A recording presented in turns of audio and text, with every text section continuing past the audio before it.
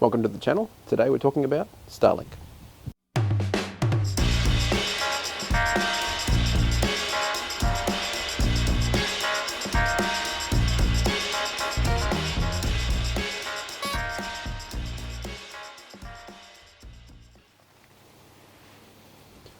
Now I won't be going through an unboxing today because you've probably all seen that before, but what I will be talking about is Starlink in Australia and how to transport these units around in your overlanding kit. Now the Australian kit for Starlink comes with an Australian plug, which is fairly obvious when you think about it, but good to know. The cable that comes with it is enormously long, so if you are planning on setting this up on, say, an RV or a camper or a caravan, you'll have a lot of excess cord to worry about. Now, while the unit itself is fairly compact, it's actually a little bit awkward to pack down. The base stand doesn't fold any further flat than that, so when you're thinking about storing it, you need to cater for a fairly deep sort of storage location. It does disconnect from the base, which is pretty easy, but as you can see, it sits fairly high.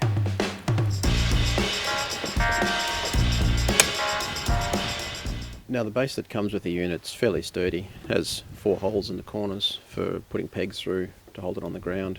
It is meant for ground mounting so that the dish can align to the satellites from an open space, but this bracket wouldn't be used for, say, vehicle or RV mounting. We have something for that, which we'll show in a sec.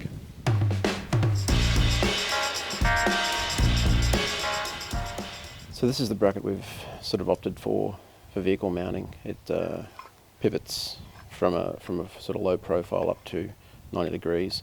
It's designed for pitched roof mounting, so it does fold all the way flat and then all the way up. So we're thinking we can leverage this to make some sort of mounting bracket for the vehicle to allow us to stow it away and then bring it up when we want to access the internet.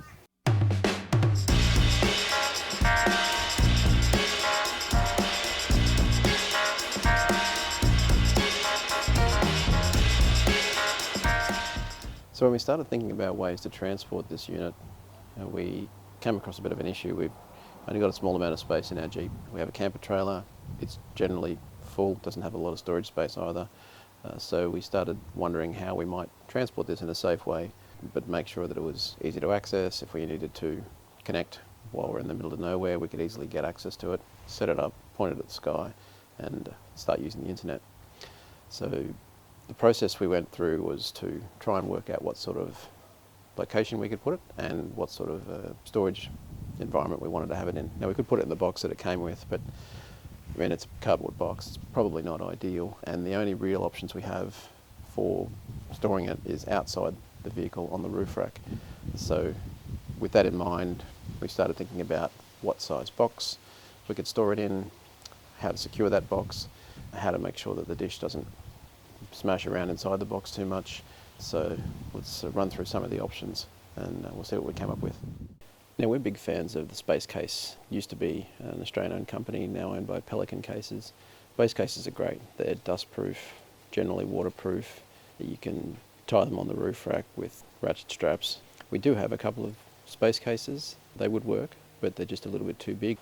So where we ended up landing on this was a new Space Case style box, not made by Space Case, but similar style, rotomolded plastic with an inner seal, end opening, which is an interesting style, but I think quite useful if this is going to be mounted on the roof rack and you want to be able to get into it from the side of the car. You can easily flip the lid up and access your Starlink kit. This one is available through BCF stores in Australia. They're also available through eBay with a slightly cheaper price. I like the idea that you can take it back to the store if there's an issue with it when buying from a store, so I picked this up from my local BCF.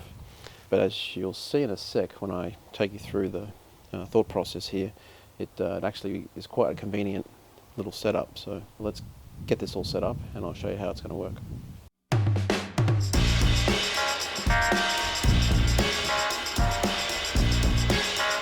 One of the cool things about getting this roof mount is that it came with this handy bag, which is designed to be used to carry the satellite dish onto your roof, as a, I guess, an OH&S type thing, so you're not trying to climb a ladder while hanging onto it in your hands.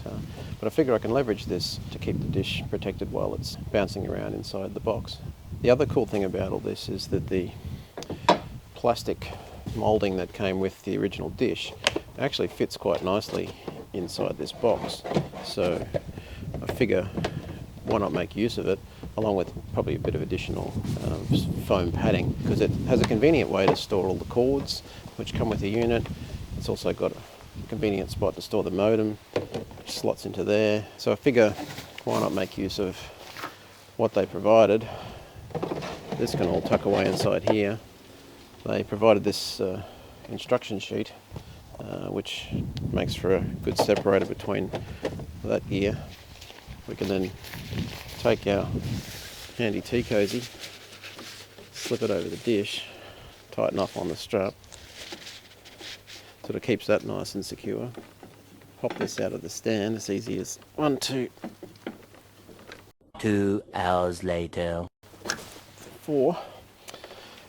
And then this can just simply slot inside the box. Oops, wrong way. Inside the box. And then we're neatly tucked away. The actual moulding itself has space to separate the stand from the dish. So we're essentially left with a satellite dish with all its accessories, including the modem, cables and everything, inside this box, which is pretty neat. I do plan to get some additional foam padding around the sides, maybe along the bottom, but as you can see it fits quite neatly and not too difficult to get in and out. We can close this up, lock it to the roof, lock it shut, and it's good to go. Now I do need to do a bit more thinking about how to make use of this bracket for roof mounting. I had thoughts about literally just attaching it to the top of the box, bolting it through to the roof rack of the Jeep as a permanent fixture. So if you've got any thoughts, let me know in the comments. The idea is that this will remain fixed somewhere on the vehicle or on the box, so that we're always ready to flip it up, attach the dish, hook the power up, and we should have some internet. Now I'm recording this video in June of 2022. At the moment Starlink's only available in the southern half of Australia. We haven't had a chance to test it out yet, but we will be taking it on a trip with us later in the year, and we'll let you know how we go. I put a couple of links down below in the description for where I got the box and where you could also get it from eBay. If you liked the video, give me a thumbs up. If you've got any other thoughts or comments, please leave them below, and we'll catch you next time.